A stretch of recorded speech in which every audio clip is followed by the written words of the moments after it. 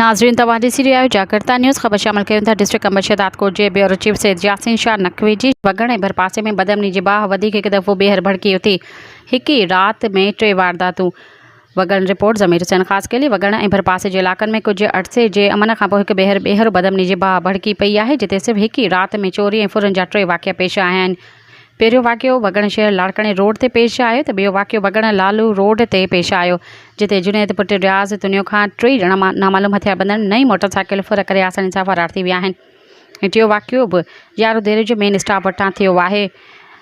मथियां 3 वाक़िया वगण थाणे जी हद अंदरि पेश आहिनि, पर इन जे बावजूदि मक़ामी पुलिस जी ख़ामोशी हैरान कंदड़ आहे। इलाइक़े माण्हुनि जो चवणु आहे त वगण पुलिस जो ध्यानु बदमनी रोकण बदिरां बेगुनाह माण्हुनि खे तंग करण ते मरकूज़ आहे, जॾहिं कुझु अहलकार पाण खे थाणे जा मालिक सम्झी बेजा असर रसोग इस्तेमालु करे रहिया आहिनि।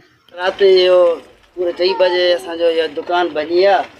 पासो दुकान जो बनी करे 2 बैटरियूं खणी विया ऐं 2 सोलर खणी विया, 12,000 कैश खणी विया, सिगरेटनि जा पैकेट उहे खणी विया, पीसियूं बोतलियूं खणी विया, 2 सोलर बि असांजा खणी विया। नुक़सानु करे याने अञा ताईं कुझु बि कोन थियो आहे। वधीक मालूमात लाइ असांजे चैनल खे सब्सक्राइब कयो, पेज खे लाइक कयो, फॉलो कयो। ॾिसंदा रहो जागरता न्यूज़, हर ख़बर अव्हां जी नज़र।